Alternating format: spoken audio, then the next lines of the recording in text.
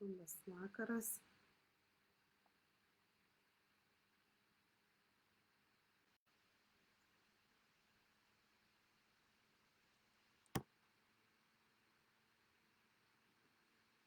Labas vakaras, kas jungiatės. Palauksim dar kitų.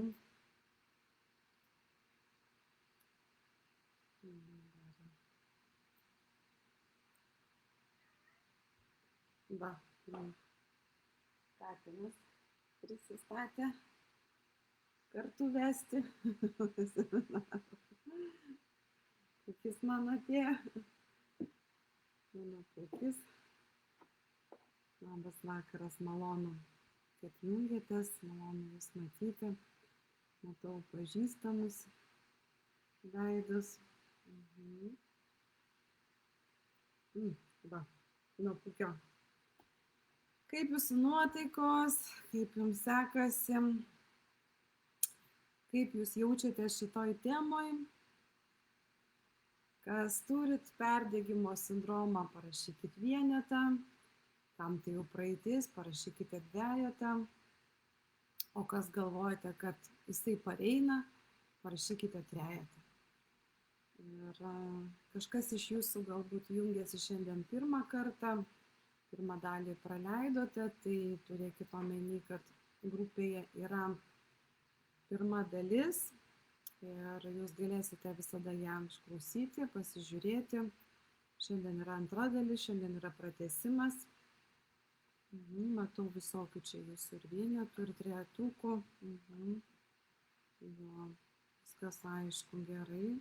Dėkoju už visų skaičių matau. Gerai. Galima pasidžiaugti už tuos pas ką jau dvejetukai. O tie pas ką vienetukai, tas, kas dabar esate šitame sindrome, perdegime ir pas ką yra toks jausmas, kad jisai ateina, tai tada jums tikrai labai reikia susirūpinti, nes tai tikrai yra labai nemaloni būsena, labai sveikatai pavojinga būsena. Tikrai nieko gero nežadanti būsena. Kaip ir rašiau kvietime į paskaitą šitą, aš ir rašiau, kad pati tai praėjau, pačiai tai buvo nutikę ir visai ne per seniausiai. Ačiū Dievui, pakankamai greitai su visu to susitvarkiau. Ir šiandien užtat noriu su jumis pasidalinti, kalbėti apie tai. Ir mes pirmą kartą, pirmoji paskaitoj kalbėjom apie priežastis, kas čia tokio yra, kas yra tas perdegimas emocinis ir kokios pagrindinės yra priežastys, ne veiksniai, kokie yra veiksniai. Šiandien aš jums pažadėjau, kad aš pakalbėsiu apie tai, o kągi su visu tuo daryti. Bet apie priežastis aš būtinai turėjau pakalbėti ir apie tai, kas tai yra. Nes aš pastebėjau iš jūsų komentarų, kad daugam tos priežastis ir tie veiksniai, kaip ir ne tik veiksniai, bet būtent požymiai emocinio perdegimo leido suprasti, kad dabar pas jūs yra būtent emocinis perdegimas, o ne kažkokia ten kita diagnozė ar kažkokia. Tai va, tai manau, kad abi dvi dalys yra svarbios. Tai šiandien mes kalbam apie tai, kągi daryti, kaip atsikratyti to perdegimo jausmo. Šiandien aš labai nemėgstu žodžio atsikratyti. Visų pirma, tai mano pagrindinė rekomendacija, kad nieko nereikia atsikratyti. Kad visą laiką reikia priimti tai, kas dabar yra savo gyvenime. Bet yra perdegimo sindromas, tai dabar savo garsiai ir pasakykite. Aš priimu savo perdegimo sindromą, aš priimu savo emocinį perdegimą. Ir tiesiog leidžiu jam būti. Pripažįstu, kad jį turiu. Ir čia jau yra pirmas žingsnis, kad jūs savo įvardinate, kas pas jūs yra, leidžiate tam būti, yra labai labai svarbu. Matau, dar jungiasi žmonės. Tiesa, aš pamiršau paklausti, ar yra šiandien manęs klausančių, kurie visiškai manęs nepažįsta, kurie mato mane pirmą kartą. Jeigu taip, parašykite pliusiukus, man tiesiog labai įdomu. Nes aš mačiau, kad kai paskelbiau šitą seminarą, į grupę jungiasi naujų žmonių, nes aš nutariau šitą seminarą daryti būtent šioje grupėje mokymai su Gintarė Davilienė. Tai man labai įdomu, ar čia yra naujų žmonių, kurie manęs galbūt visiškai nepažįstate, kur galbūt matote pirmą kartą, tai parašykite pliusiuką. Man tiesiog yra labai įdomu. Aha, va matau, yra žmonių, kurie pirmą kartą. Gerai. Ir dar matau. Gerai. Tai tiems ir toms, kas mane matote pirmą kartą, tai trumpai labai prisistatysiu. Jūs šiaip galite paskaityti apie mane išsamesnį aprašymą mano tinklapyje gintaredavainienė.lt. Tenai skiltyje apie mane jūs rasite mano išsamų prisistatymą, bet šiaip aš vadinu save šiai dienai holistinė terapeutė. Kodėl aš vadinu save holistinė terapeutė? Todėl, kad aš iš tikrųjų labai visko daug darau, labai per gyvenimą daug mokiausi, labai prikaupiau daug žinių ir tiesiog dabar pastebėjau, kad labai pradėjo stipriai ryškėti, link kur aš apskritai noriu judėti, kas man pačiai įdomiausia. Ir tiesiog pradėjau tokias pasirinkinėti specializacijas. Bet šiaip esu lektorė, esu įvairiausių seminarų vedančioji, aš juos ir kuriu, ir vedu pati, ir visokių kursų kūrėja, ir vedančioji, ir moderatorė.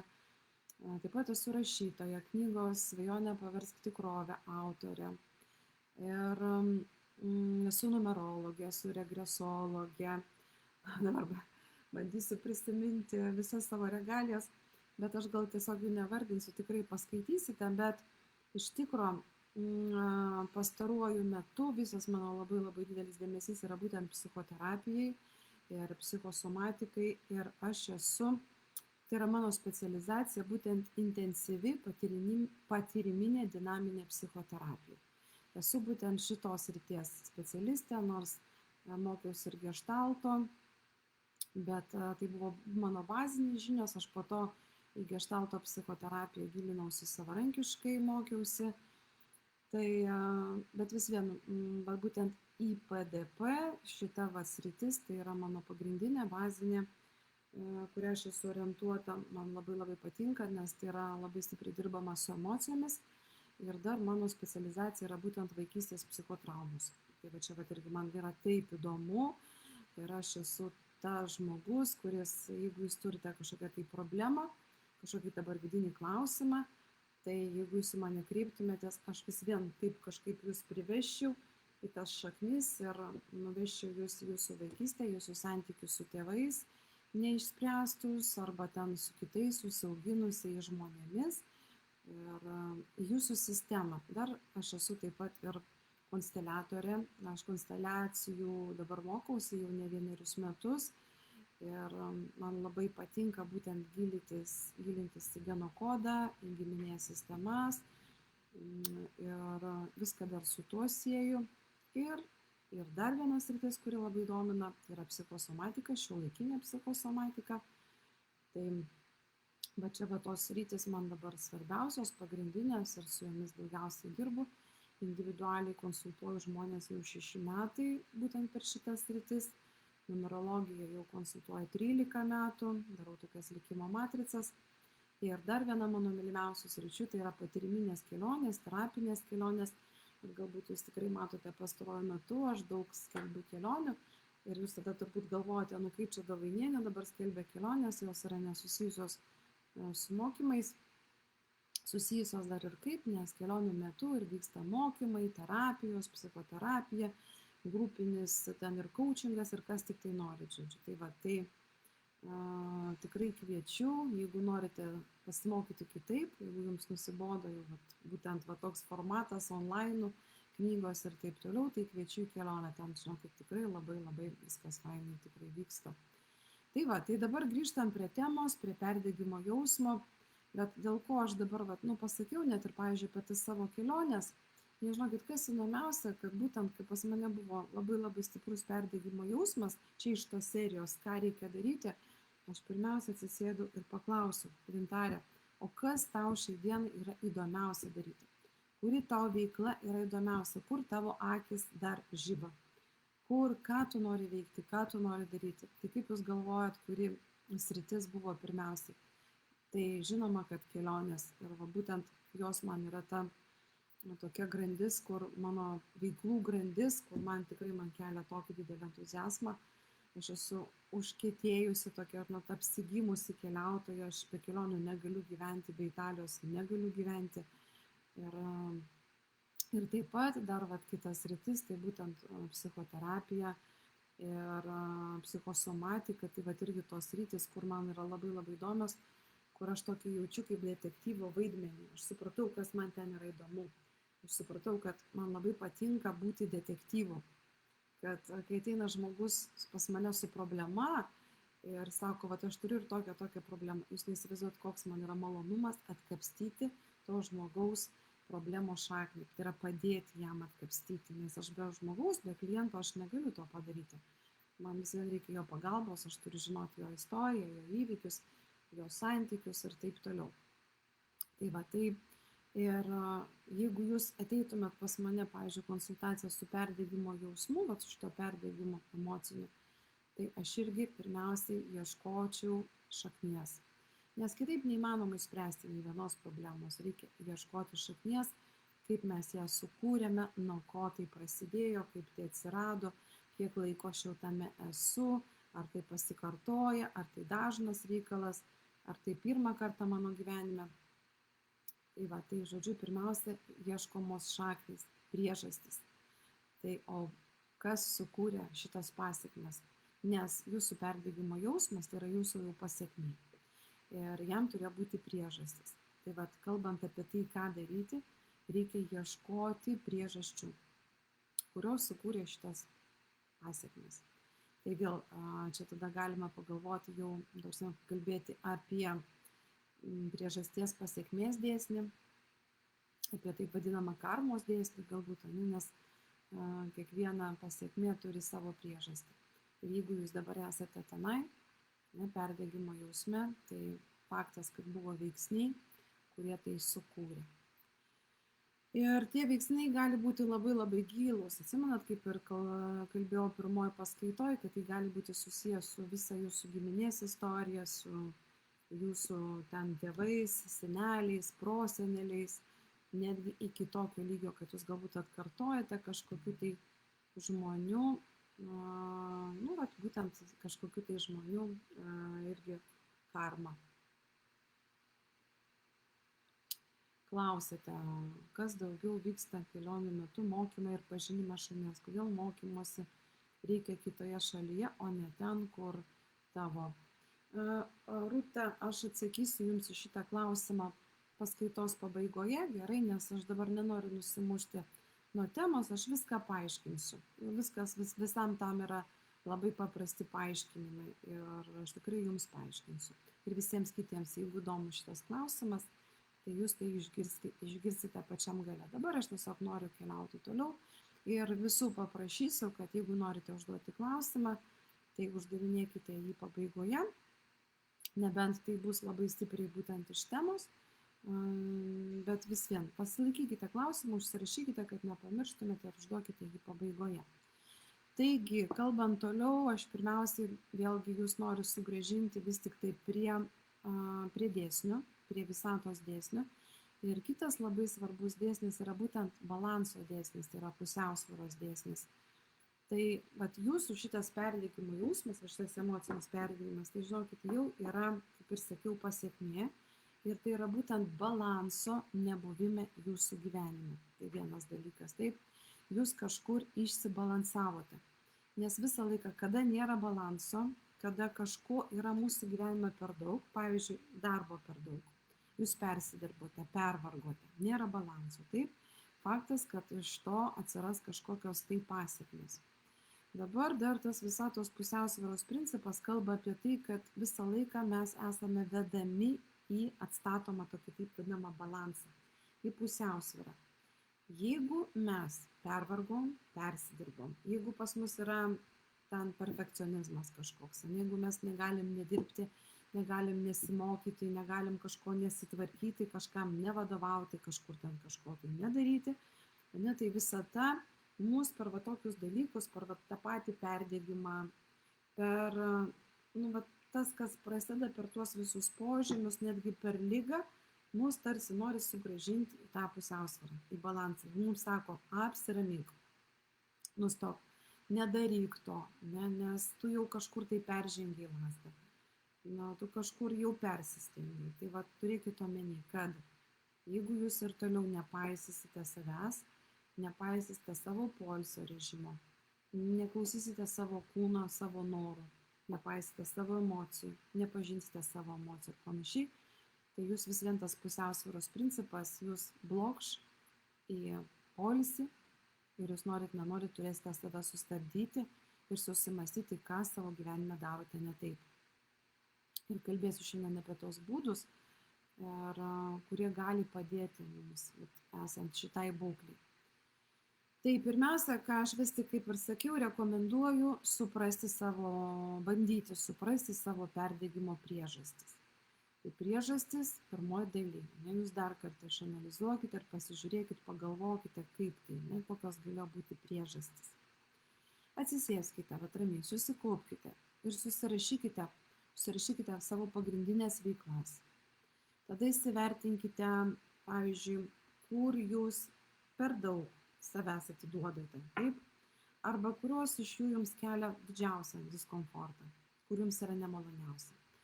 Pabandykite panalizuoti, kas jums sukelia didžiausią neigiamą reakciją. Ir tada labai aišku svarbu suprasti, kad jeigu jums ten yra blogai, jeigu ten yra labai didelis diskomfortas, ir jeigu ten labai stiprios neigiamos reakcijos, jums būtina kažką keisti, jums būtina kažką daryti. Aš net galbūt drąsiai pasakysiu, galbūt net darbą keisti. Arba gal net iš tikro, šiandien vos ne ekranas užsitamsina. Gerai. Tai žodžiu, jums būtina kažką tai daryti. Ir jeigu jūs matote, kad kažkur jūs labai stipriai persidirbat, persistengiat ir panašiai, pradėkite mažinti apkrovas. Jei turite daug ką veikti darbe ar namuose, tai pagalvokite, kaip galėtumėte sumažinti krūvį, kam galėtumėte tuos darbus deleguoti, su kuo tais darbais galėtumėte pasidalinti. Būtinai pradėkite deleguoti. Yra dauguma žmonių, kurie negali deleguoti. Niekaip negali. Negali darbų pasidalinti. Negali. Netiduoda, pavyzdžiui, moteris ypatingai, netiduoda darbų savo vaikams, savo vyrui, ten kitiems artimiems žmonėms, viską pačios. Čia yra sindromas aš pati. Čia yra jau kita tema. Apie ją dar galėsim pakalbėti kitą kartą, dar aš jau esu kalbėjusi, bet ir man atrodo tikrai ne kartą esu kalbėjusi, bet čia jau yra kita tema. Ir tas sindromas aš pati, tai yra labai sunkiai išgyvenamas iš tikrųjų, nes jisai irgi yra susijęs iš jūsų santykių su jūsų tėvais, iš jūsų vaikystės ir panašiai. Tai va, kitas labai svarbus momentas, tikrai, kur padarykite jau dabar, jau nuo šiandien, tai apribokite vartojamos informacijos kiekį. Ir apskritai, tai socialinė medija labai, kaip ir sakiau, daro labai didelę įtaką perdegimo sindromo atsiradimui. Ir taip pat visą laiką suvokite, kad prie perdegimo sindromo organizmui jau reikia rimto poilsio. Labai rimto poilsio. O dideliam informacijos sraute tai padaryti yra labai sunku.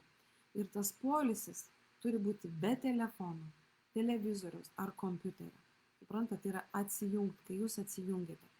Ir netgi čia dabar tinka Rūtos klausimas, kodėl, pavyzdžiui, mokymaisi vyksta kelioniai, todėl, kad atsakymas labai tiktų. Todėl, kad, pavyzdžiui, aš kadangi organizuoju keliones moterim, tai įsivaizduokit, joms labai tinka dėl to, kad jos pagaliau gali atitrūkti nuo buities, jos gali išvažiuoti nuo šeimos, nuo vaikų, nuo vyro, visą laiką ir dėmesį skirti savo, visą laiką kelionėse, ypatingai, pavyzdžiui, Italijoje būna nuostabios emocijos, labai visą laiką, vien nuo vaizdų, nuo gero oro, nuo skanaus maisto ir taip toliau, ir ten galima atsijungti, būtent, kad padėti telefoną į šalį, be televizoriaus ir be kompiuterio, bendraminčių draugijoje, tas toks poilsis ir gaunasi, žinokit, tikras poilsis ir dar sąmoningas poilsis ir dar su nauda savo, nes dar būna ir reiškia visas dėmesys savo, į savo problemą ir kažkaip į tą problemą, vat, toje aplinkoje pasižiūrėti būna daug lengviau. Tai va, ir tai dar kartą, žodžiu, raginu, sumažinti savo atsakomybės lygį, būtinai sumažinkit. Pasižiūrėkite, kur jūs tikrai galite paskirstyti darbus, ypač darbe, nes yra ir daug žmonių, kurie darbe prisiema per daug atsakomybės, per daug visokių tokių naštų ant savęs ir jau dirba tikrai daugiau negu tam 8 valandas per parą. Tai va, jeigu jūs taip darote, tai susimastykite. Dar kas yra labai svarbu, tai at irgi praanalizuokite, kur yra pažeidžiamos asmeninės ribos. Nes va, su to irgi būtina kažką daryti, nes va, tas asmeninių ribų pažeidimas tai irgi yra tos priežastys, kurios sukelia emocinį perdegimą, tai va, irgi pagalvokite. Labai svarbu, mėlyjeji ir mielosios, atskirti darbą ir asmeninį gyvenimą. Ir tai va, būtent kaip tik ir yra susiję su pačiomis asmeninėmis ribomis. Ir apie tai tikrai dabar yra daug kalbama ir tikrai daug rašoma ir kalbama, bet klausimas, ar jūs suprantate. Ir va, viskas. Ir pasistengkite, va, pavyzdžiui, jeigu darbo valandos baigėsi, pasistengkite jau neliesti savo darbų iki kitos dienos. Žinot, kokia yra problema, kad kiti va, dar dirba darbe, tenai dar dirba viršvalandžius, grįžta namo ir vėl kalba apie darbą, ir vėl nepaleidžia darbo, ir vėl visos mintis apie darbą. Ir, pavyzdžiui, jeigu jūs esat poroje ir dviese dirbate tame pačiame darbe, jūs jeigu vėl grįžtate ir vėl darbe, skaitykite namuose ir vėl kaip darbe, tai tikrai, žinot, kažką tai darykite tikrai, nes jūs turite patys kažkaip tai su tuo tvarkytis. Aišku, pasitaiko išimčių. Bet jūs pasistengkite, kad tikrai tokie atvejai netaptų jūsų kasdienybė. Ir dar kas yra labai svarbu šitoj temai, tai vėlgi jūsų pačių tikslai. Nes labai daug žmonių eina per gyvenimą įgyvendindami kitų žmonių tikslus. Prasme, juda ne savo tikslų link, o iš išorės primestų tikslų link. Ir čia vat irgi labai svarbu apgalvoti, pasižiūrėti, ką aš iš tikrųjų darau, link ko aš keliauju. Ir dar mes labai dažnai patiriame būtent didelį spaudimą iš visuomenės. Ir pradedame savo gyvenimą kurti taip, kaip turėtumėm, kaip nori mūsų tėvai, kaip nori mūsų sutuoktinis, netgi kaip vaikai. Ypač jeigu jūs, pavyzdžiui, esate vyresnio amžiaus ir jau turite suaugusius vaikus, tai jie irgi jums reguliuoja greičiausiai gyvenimą. Ir jūs pradedate gyventi ne taip, kaip norite, o taip, kaip neva reikia. Tai va, irgi tai jūs gali nuvesti į perdegimo spąstus. Todėl būtinai vėlgi įvertinkite savo gyvenimą iš šalies ir tikrai, jeigu reikia, pakoreguokite savo gyvenimo scenarius ir savo tikslus. Ir dar kartą sakau, susimastykite, kieno svajonės jūs įgyvendinate, savo ar kitų. Savo norus įgyvendinti ar kitų, ar jūs iš viso suprantate, ko iš tikrųjų norite ir kodėl jūs to norite. Todėl raginu, kad labiau rūpinkite savimi, labiau rūpinkite savo kūnu ir apskritai tiek psichologiškai, tiek fiziškai, nes reikia rūpintis ne tik fiziniu kūnu, nes dauguma rūpinasi tik fiziniu kūnu, bet reikia ir savo galvą rūpintis, savo psichologinę, savo emocinę higieną. Nes neužtenka atkurti vien, pavyzdžiui, mitybos ir miego įpročius. Ne, ten, pavyzdžiui, palaikyti vandens balansą, mitybą, sugrąžinti sveiką fizinį aktyvumą, bet reikia ir mentalinį higieną atlikti.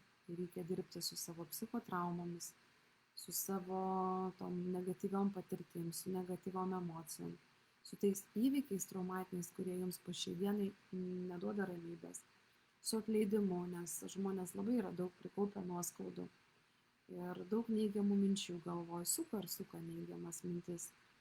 Ir tai irgi būtent apie emocinį intelektą, apie emocinį higieną. Su tuo reikia irgi, žodžiu, reikia padirbėti. Kas čia dar svarbus? Kas čia dar, palaukit, kad nepamiršti. Taigi, dar kartą sugrąžinsiu jūs prie naujienų, prie srautų. neperkraukit smegenų naujais srautais.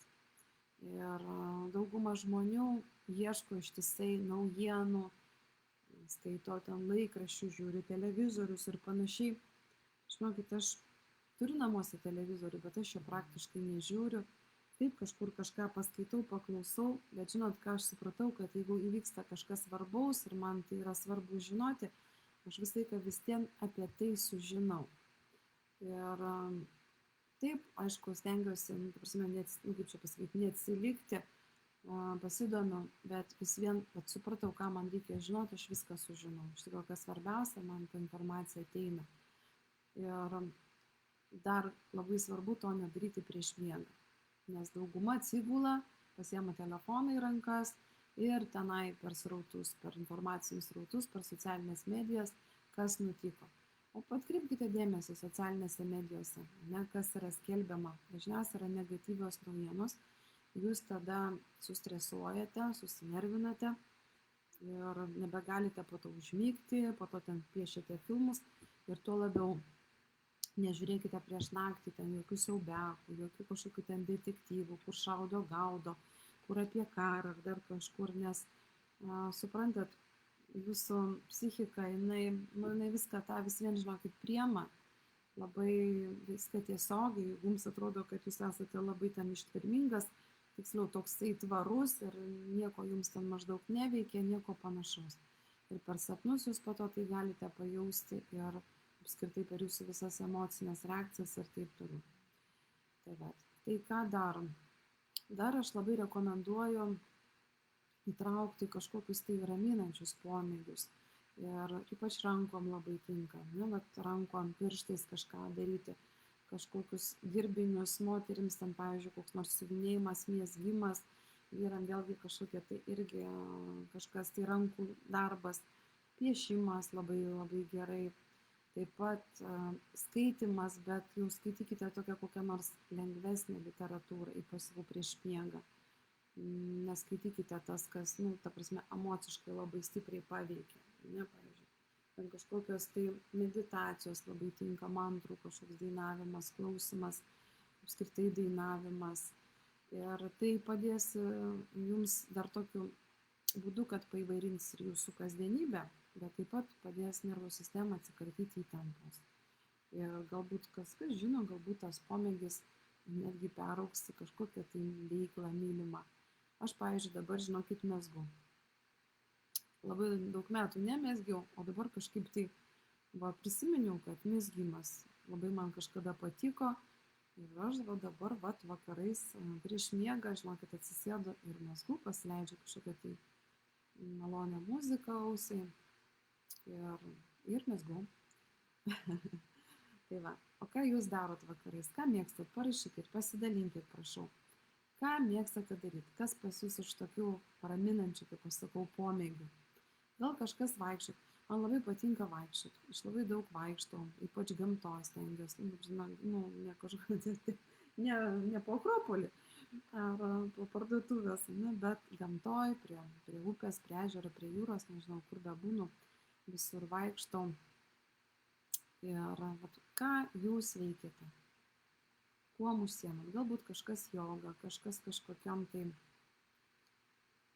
Parašykit, prašau, labai įdomu. Kol jūs rašote, aš tada kalbu toliau, tai vėlgi dabar paėmant per sritis. Tai dar kartą dabar užakcentuoju. Irena rašo, kad gėlės sodina. Nuostabu, labai fain, labai gerai.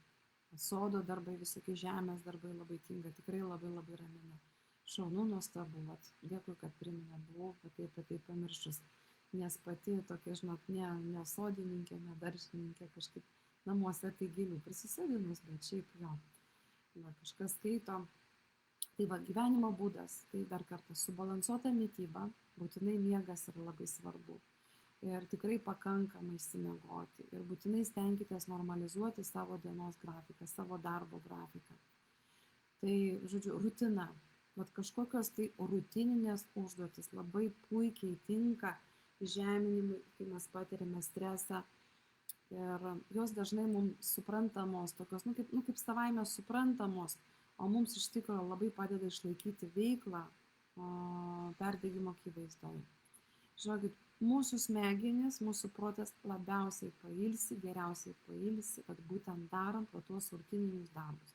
Kažką kepant, verdant, tvarkant, stalčiukus, spinteles, namus, šluojant kiemą, va kažką sodinant, gėlytės, dar kažką, tai va tokius rutininius darbus, ne, bendraujant su vaikais, su šeimos nariais, geriant arbatą, ramiai, va tokia šeiminė, rami aplinka, jinai tikrai labai labai pailsina smegenis. Atrašot, kažkas irgi mezgate. Gerai. Dar labai svarbu darbo metu, kai tikrai dirbat ir turite daug darbų, būtinai darykite pertraukas. Darykite pertraukas, pauzes, visokius kažkokius pratimus padarykite per tas pertraukas. Būtinai stenkitės, bent per kelias valandas kažkiek tai kartų atsitraukti nuo savo projekto, ar ten nuo kažkokios užduoties, ar nuo kažkokių tai va tokių va tų veiksmų. Taip pat labai rekomenduoju struktūrizuoti savo dieną, susirašyti planus, va kažkokius tai sąrašus. Nuo ryto, va pavyzdžiui, ką jūs nuveiksite, ką jūs planuot, kad nepamirštumėt kažkokių tai darbų, pagalvokite. Ryte jau, pavyzdžiui, kai ten po pusryčių ar pusryčiaujant pagalvokite, po to užsirašykite, nes labai irgi tokia yra bloga yda ir pusryčiauti ir tuo pat metu vėlgi sėdėti telefone arba ten vėl klausytis kažkokių tai negatyvių žinių. Valgote, tai valgykite ir mėgaukitės, ragaukite, uostykite, žodžiu, mėgaukitės maistu, o telefonus pasidėkite į šoną. Nes dabar visur visi su telefonais, valgo su telefonais, miega su telefonais, visur rankose telefonai. Kas dar svarbu, kaitaliokite veiklas, dirbate, sakau, pakeiskite su kažkokia rutina, su buities darbais, pasportuokite. Aš, pavyzdžiui, neturiu tokią galimybę, pasidariau savo taip, kad padirbu, pavyzdžiui, nueinu, pasportuoju, arba ryte sportuoju, kartais sportuoju dienos metu. Sportuoju, tada grįžtu vėl prie darbų ir man tada nėra tokio, kad aš ištisai prie darbų. Tai anksčiau, žinokit, tai tikrai manęs, jeigu pradedu dirbti, tai jau net plėšiu nuo to darbo, net pertraukas pamirštu ir pavalgyti ir taip toliau, tai kaip tas perdegimo sindromas neatsiras. Tai labai labai svarbu, kad mes vis tik tai pailsintumėm savo smegenis ir savo kūną. Tai, ir kas dar labai svarbu, atostogos, bet kaip ir sakiau, tikros atostogos, tokios prasmingos, su šeima, savo malonumui, jau tikrai atsiplėšus nuo visų, nes mes ilsėtis pradedam jau atsijunginėjom tik tai ant kokios 3 dienos. Tai tokios trumpos savaitgalinės atostogos, čia žinokit ne atostogos, aš kalbu apie tokias jau ilgesnės atostogos, savaitę, 2, jeigu galite, va taip atsijungti. Ir toliau, kitas veiksnys yra santykiai, tai būtent jums reikšmingi santykiai, nes jeigu ten, kur jums svarbu, kur jūsų ten santykiai kažkokie, jums būtent svarbus, reikšmingi, ir jeigu ten yra kažkokios tai dabar kažkokie nesusipratimai, kažkokie tai konfliktai ir taip toliau, ir jeigu jūs dabar kenčiate santykiuose, faktas, kad tai irgi prisidės prie jūsų šito perdegimo sindromo, nes perdegti galima ne tik veikloje, bet ir santykiuose, kaip ir sakiau. Tai užtat labai rekomenduoju apgalvoti tokius klausimus. Čia toks kaip namų darbas būtų jums užduotis. Pagalvokite, kas mane palaiko mano aplinkoje, kas mane gali paremti, kas vertina tai, ką aš darau, ką aš vertinu, kaip aš irgi, nes mes dažniausiai norime, kad mums duotų, patys nenorime. Mes tik tai mano, nes mes visi piršiukai save atsukti, ne? Ar kitiems mes duodam, ar mes kitus irgi palaikome ir vertiname.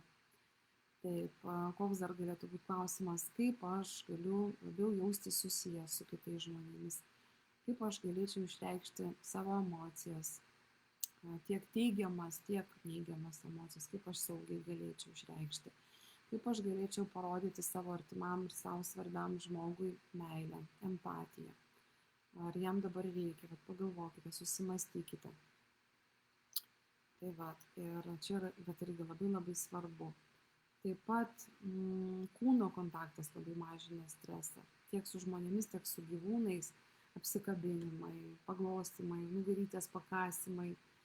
Tai jeigu neturite, kas dabar jūs gali pakasyti, paglostyti ar apkabinti, Tai apkabinkite save, padarykite savi masažą, nes vis vien kažką tai turite daryti, net jeigu ir nieko nėra šalia, nėra artimo žmogaus šalia. Aš tai, pavyzdžiui, kada nėra nieko šalia, tai gyvūnai visada išeitis. Tai va, katinas, paniurkyti ir netgi minkštas adėliukas apsikloti, ypač tiems, kieno meilės kalba yra būtent prisilietimai, tas taktilinis kontaktas, ne, tai jums irgi tokie visokie savimasažai, minkšti apklotai, pūkučiai visokie, ne, tai irgi labai reikalinga. Ir raskite laiko pabūti su savo žmonėmis, su jums artimais žmonėmis. Pasakykite, kad juos myli, pasakykite, kaip jaučiatės, priminkite, koks svarbus yra jų vaidmuo jūsų gyvenime. Ir padarykite ką nors dėl kitų. Ir paprašykite pagalbos, kad dėl jūsų kažkas kažką padarytų, nes labai daug žmonių tiesiog bijo paprašyti pagalbos. Vėlgi sakau, aš pats, aš pati. Ir dar kartą primenu, kad būtinai peržiūrėtumėte, kur jūsų santykiuose yra pažeidžiamos asmeninės ribos. Ar jūs pažeidžiate, ar jūsų ribas kažkas pažeidžia. Nes labai dažnai žmonės patys pažeidinėja kitų ribas, bet to nemato. Bet užtat labai gerai mato, kai jų ribos pažeidžiamas. Tada būna nepatenkinti, nelaimingi, pasipiktinę. Bet visai, ką pirmiausia pasižiūrėkite, kienogi jūs galbūt ribas peržengėt. Mes ypač dažnai peržengiam savo sutuoktinio ribas, savo vaikų ribas, savo tėvų ribas ir aišku priešingai, jie perženginėja mūsų ribas. Tai čia va dažniausiai atveju draugės labai gali, draugai perženginėti ribas arba mes jų ribas. Kaip mes perženginėjam draugų ribas, tai mes tiesiog, ką mes darom, mes jiems aiškinam, kaip jiems gyventi, su kuo gyventi, ką valgyti, ką rengtis, kur eiti ir panašiai. Jeigu įdomina tema ribos, tai aš šito klausimu turiu mokymus. Pasižiūrėkite mano tinklapyje gintaredavainienė.lt, prie mokymų, ten rasite mokymus apie asmeninės ribas. Ir gal jums kažkam bus labai vertinga, kas susitvarkote šitoje temoje, tai galite pereiti šitos mokymus, peržiūrėti, išklausyti, tai yra video mokymus ir tikrai ten rasite savo daug svarbių atsakymų. Na ir kas, aišku, labai svarbi, kaip ir sakiau, savireguliacija, bet aš dar apie tokią savireguliaciją, aišku, tai įeina ir mūsų tas fizinis kūnas, tai ką mes su juo darom, ką valgom, kaip miegam ir taip toliau, bet ir šiaip dar yra labai svarbu kvėpavimas, kaip jūs kvėpuojate, stebėkite savo kvėpavimą, nes kada didelis stresas yra labai paviršutiniškas greitas kvėpavimas. Jeigu norime išeiti iš perdegimo sindromo, ilginkite kvėpavimą. Pavyzdžiui, per 5 sekundės įkvepiat, per 5 iškvepiat. Ilginkite. Ten dar galima su visokiom pauzėm, yra daugybė tų kvėpavimo būdų, bet, pavyzdžiui, ir dabar paimkite ir lėtai įkvėpkite ir iškvėpkite. Ir taip pakvėpuokite, junkite diafragmą, junkite pilvą, nes kada stresas mes kvėpuojam čia, kvėpuojam krūtinę, paviršutinis kvėpavimas. Kvėpuokite pilvu, kvėpuokite iš giliau. Ir kuo ilgiau, pakvėpuokite 10, 15, 20 minučių. Kvėpavimas labai subalansuoja. Taip pat atlikite atsipalaidavimo pratimus. Man labai patinka joga nidra. Yra YouTube pilna įrašų ir lietuvių kalboje yra, ir kas rusų kalboje, ir anglų kalboje yra. Tik tai, žinot, YouTube ten aišku daug yra reklamų, tai, pavyzdžiui, nes netgi toks patarimas jūs galite paimti ir kažkaip tai patys įsirašyti arba suprasti, kaip daryti tą jogą nidrą ir pasidaryti patys. Bet aišku, pačiam yra sunkiau, nes žmogus labai dažnai užmiega, kai pats pradeda. Net ir kai kas kitas veda, labai dažnai užmiegama, ypač kai jūs vakarė jau pavargęs po darbų ir jau jums greičiau norisi tik tai lovą. Galite ir nepadaryti pilnai visos joga nidra praktikos. Bet tai viena mano mylimiausių praktikų ir tikrai aš karts nuo karto, kai jau jaučiu, kad esu persitempusi, tai keletą dienų iš eilės padarau, kartais net visą savaitę padarau. Kiekvieną kartą aš nedarau, aš mėgstu labiau vakare tiesiog meditaciją kokią nors Nu, tiesiog aš, taip, žinokit, mano meditacija tai labai paprasta. Aš atsigulu ir stengiuosi suvokti savo kūną, tokį, nu, tiesiog iš vis kaip tik, vat, nebejausti savo kūną. Tai pavadinkim išeiti, galbūt net į savo kūną, susilieti su energija, su aplinka, vat, tiesiog nebejausti savo kūno. Tai va čia vat, viena iš tokių mano turbūt mylimiausių, kai pradedi jausti, kad tavo kūnas pirmiausia labai labai pasunkėja, o po to tarsi jauti, kad iš viso kur tas kūnas, kur jisai susiliejimas. Nėra lengva tai padaryti, bet įmanoma, po truputį, jeigu praktikuositės, tai yra įmanoma, bet tai ypatingai gerai atpalaiduoja. Taip pat, kas dar savireguliacijai, tai labai tinka, veskite savo pasiekimus, savo tokį dienoraštį ir dėkingumo dienoraštį. Nebūtinai rašyti. Tas dėkingumo dienoraštis gali būti, kaip aš sakau, ir jūsų galvoj. Tai yra dėkingumo praktikos ir jos labai labai, žinokit, svarbios. Nes mūsų perdegimo sindromas, apskritai visas emocinis perdegimas yra susijęs su mūsų negatyviom mintim. Jeigu jos yra vyraujančios, jeigu pastoviai mes niurzgiam, bambam ant gyvenimą, jeigu nematom nieko gero, kas mums nutinka gero, jeigu nematom už ką padėkoti, tai žinokit, nu tada užsitęs šitas sindromas, tikrai užsitęs ir pereis į įvairiausias ligas, ypatingai psichosomatinės ligas. Taigi dėkingumas tai yra vienas svarbiausių praktikų. Vat pripraskite dėkoti kiekvieną dieną, kiekvienam žingsnį. Šviečia saulė, dėkoju. Matau, dėkoju, turiu dantis, dėkoju, turiu rankas, dėkoju, turiu kojas, galiu paeiti, dėkoju. Ir kuo daugiau padėkų už tai, ką turite. Gaukite kuo daugiau teigiamų emocijų, kuo didesnį užtaisą teigiamų emocijų. Ir prie to paties, toliau kalbant, galim paliesti dar sekančią tokią temą kaip vertybės ir prasmė. Tai va šitoj temai tai noriu paraginti jūs labiau susikoncentruoti į save, į savo norus, į savo emocijas ir į savo poreikius. Tai va dar kartą raginu, išsiaiškinkite, kas gyvenime jums svarbu, o kas ne. Ir patys pagalvokite, kaip jau šiai dienai galite paveikti esamą situaciją. Ir bandykite atsakyti savo tokius klausimus.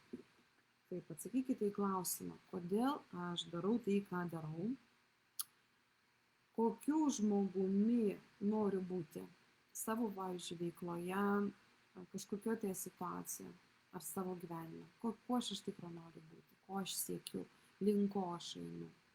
Nes mes dažniausiai visi galvom apie tai, nuo ko aš noriu išeiti, kas man nepatinka, bet mes neturime vizijos apie tai, į ką aš noriu eiti, link ko aš noriu eiti. Todėl pagalvokite, ir kaip galiu įgyvendinti bent vieną vertybę šiam aplinkybėm, tai vat savo norus, savo poreikius, kaip aš galiu, jau dabar, ką aš galiu padaryti. Vat, ar kažkas darote kažką iš tų praktikų, kurias aš paminėjau, irgi parašykite, pasidalinkite. Gal kažkas kažką tai turite, kažkokių savo būdų, kaip jūs su tuo tvarkotės. Tai vat, būtent didelio emocinio perdegimo prevencijos dalis, mėlyje, yra susijusi su mūsų pasaulėžiūra, su mūsų gyvenimo filosofija, su mūsų vertybėmis, su mūsų įsitikinimais apie save, apie pasaulį. Tai vat, žinokit, mūsų pasaulėžiūra irgi gali būti mūsų šaltinis. Kas dar, kad nepamiršti, aišku, galima gerti netgi ir kažkokius tai papildus prie emocinio perdegimo. Pavyzdžiui, aš rekomenduoju, toks yra Evalor Forte. Ir jį galite pagerti, jis yra toks tikrai pakankamai tinkamas. Magnis B6, čia kas labai daug stresuojate. Toks yra 5-HTP, toks papildas. Po to kofermentas Q10, antioksidantų mums gal labiau reikia. Kažkas, jeigu su miegu turite problemų, melatoninas gali būti labai gerai, kažkoks persenas prieš miegą, kažkokios raminančios arbatos, žolelės, paraminkite save. Tik žinokit, kad jokių arbatų, jokių žolelių nerekomenduojama gerti ilgiau negu 21 dieną. Nes yra tokių žmonių, kad kaip atsisėdant tokios arbatos ir geria tame mėnesiais, tai vat, ne šitą patį, neatsisėskite ant tos pačios žolės, nes po to ta žolė, jinai pradeda jau kenkti, o nebe padėti. Tai va, tai kas čia dar, kas čia dar. Tai, gerai, kokių dabar turite klausimų? Žinokit, man atrodo, jau tokius pagrindinius dalykus kaip ir pasakiau. Dabar parašykite, kokių turite klausimų ir kol jūs rašysite klausimus, aš taip pat noriu jums pasiūlyti savo paslaugas. Jeigu jūs turite dabar šitą sindromą ir nežinote, ką su tuo daryti, nežinote, kaip savo padėti, jūs galite kreiptis ir į mane. Aš jums tada irgi galėčiau pasiūlyti savo kaip būtent psichoterapeutės paslaugas ir jūs galėtumėt kartu su manimi panagrinėti, kasgi ten iš tikro slypi už jūsų perdegimo šito ir kokios priežastys, kaip savo padėti, ką daryti. Galbūt jos yra labai gilios, gal labai senos ir kol jūs jų neatkapstysite, gali būti, kad jūs vėl ir vėl galbūt kažkur šituos būdus panaudoja, kuriuos aš sakiau, jūs savo padėsite, bet galbūt padėsite laikinai. Nes tikrai pas dažnai iš mūsų būna jau tiek viskas apleista ir užleista, kad reikia jau eiti į šaknis, ieškoti kaip ten, pasidaryti diagnostiką. Aš taip pat ir esu bioenergetikė, darau čakrų diagnostiką. Žinokit, man jūsų čakrų diagnostika, kai aš matau, kokiam ten balansai yra ar nėra, ne, kiek procentų jos veikia, kaip aktyviai, kurios užblokuotos, man labai daug apie žmogų pasako. Ir aš jau galiu pasakyti, kokiose ten jo gyvenimo srityse yra problemos. Ir net iš karto matosi, yra su tėvais problemų ar nėra. Su valia, ten, žodžiu, su viso susitikinimo sistemomis, su kur ten, žodžiu, yra silpnosios vietos. Nesu emocijų, pavyzdžiui, užspaudimų, užlaikymų ir taip toliau, su baimėmis, su kaltės jausmų, su gėdos jausmų, su nerimu ir taip toliau. Tai ir, žodžiu, tikrai galiu padėti, jeigu įdomu, kreipkitės, rašykite asmeniškai, atvykite Vilniui, priimu gyvai, jeigu kas nors gyvenate kitose miestuose ar užsienyje, tada galimos konsultacijos online, jokių problemų. Galima pradirbti ir su metaforiniam kortelėm, pasižiūrėti. Aš žinokit, labai daug būdų, tikrai žinokit, galiu labai daug ką jums padėti iškapstyti ir netgi nuvesti iki praeitų gyvenimų. Jeigu, pavyzdžiui, neberandam problemos šaknies šitam gyvenime, keliaujam tada į praeitus gyvenimus. Aš dar esu regresologė, palydžiu žmonės į kitus gyvenimus, nepasmalsauti, o iš tikrųjų išspręsti problemą, kurią nepavyksta niekaip išspręsti. Taigi laukiu jūsų klausimų, nematau jūsų klausimų, parašykite, ar turit kažkokių tai klausimų. Tada ten buvo vienas klausimas dėl tų kelionių, tai jį atsakau, kad jau dalinai jau atsakiau. O kodėl klausite, kodėl negalima daryti vietoje? Galima daryti ir vietoje, ir daugybė žmonių daro mokymus vietoje. Bet yra žmonės, kuriems patinka išvykti ir, pavyzdžiui, mokytis kitoje vietoje. Va, dėkoju, Elizabeta rašo, kad labai rekomenduoju, Gintarė man labai padėjo, dėkoju už rekomendaciją, labai tikrai malonu. Tai, žodžiu, kiekvienas mes renkamės, kur mokytis, kaip mokytis ir panašiai. Man labai patinka nuvykti, tai su moterų grupe, žinokit, labai mėgstu moterišką bendryją, man labai patinka dirbti su moterimis, nes aš pati esu moteris, aš geriau suprantu moteris, bet tai nereiškia, kad aš nesuprantu vyrų ir nenoriu dirbti su vyrais ir man nepatinka dirbti su vyrais. Patinka man dirbti su visais, dar dirbu ir su jaunimu. Su kuo nedirbu, tai nedirbu su vaikais iki 14 metų, nes aš skaitau, kad tai yra, jeigu, pavyzdžiui, pas vaiką kažkokios yra sveikatos problemos ar apskritai kažkokios tai psichologinės problemos, tai reikia pirmiausia dirbti su tėvais, pirmiausia reikia aiškinti su jais, nes vaiko emocinis fonas, psichologinis fonas ir apskritai būsena ir taip pat sveikatos būsena labai priklauso nuo to, kas darosi jo šeimoje, kas darosi jo aplinkoje, nuo jo santykių su tėvais ir aišku taip pat nuo santykių jo sociume, bet jo santykiai sociume vėlgi yra susijęs su jo santykiai su tėvais. Čia yra užburtas ratas. Ir jeigu, pavyzdžiui, jūsų vaikas kažkur tai jaučia atstumimą mokykloje pastoviai, ar dar kažkokį ten, pavyzdžiui, patyčias ir panašiai, prastai su savivertė, ar dar su kažkokiais vidiniais reikalais, tai greičiausiai, kad jis jau nuo vaikystės kažką tai tam turi, ką daryti jau spręsti kažkokias problemas. Taip, dabar Edvardas rašo, tai ir klausau, ką reklamuoja, dabar atsakė, tai išvažiuoti reikia, nes taip daugiau galima uždirbti nuo klientų, daugiau paslaugų, daugiau pinigų.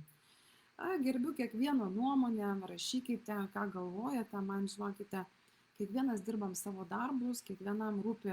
Ir žinokit, visai ką, vieną dalyką galiu pasakyti. Tai, ką jūs matote kitose, jūs tai matote apie save. Tai jums informacija apie save. Tai vad, gerbiamas Edvardai, kai jūs matote apie mane, galvojate, kad aš ten siekiu daugiau ten, pavyzdžiui, uždirbti ir kuo daugiau paslaugų, tuo daugiau pinigų, tai čia yra jums ir apie jūs. Ne?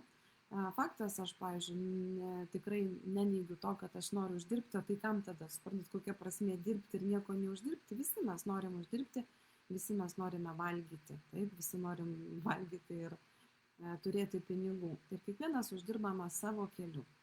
Taip, bet dar kartą užakcentuoju ir visiems primenu, kad tai, ką matome kituose, tai yra mums ir apie mus.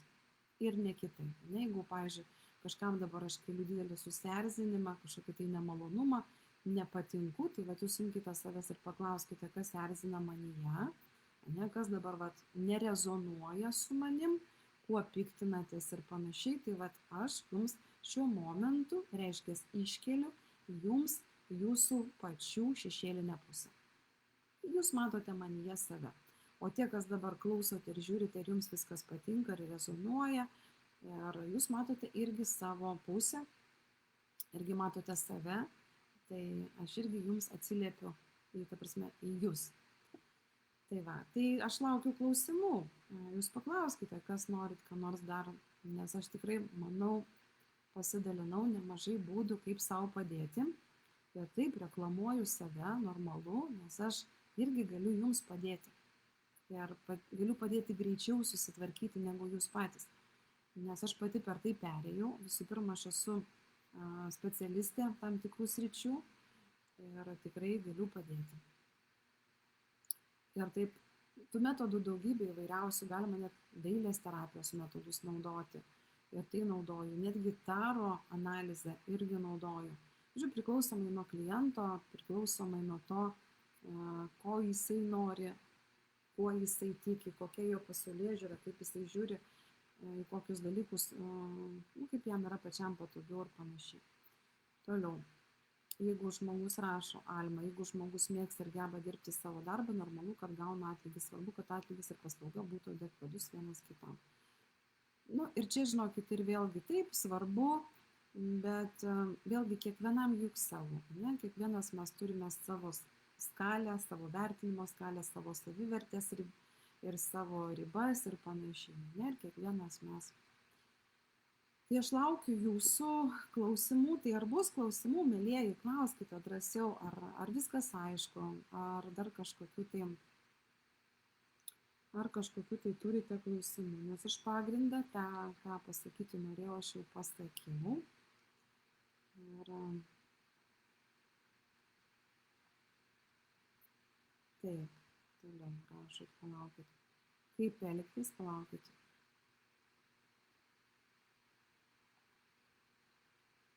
Taip, kaip elgtis, tai perdegimas iššaukia psichosomatinės ligas ir jau daugiau kaip metai neišeina išlipti. Taikyta daugybę metodų, palaukit, pabėgo jūsų.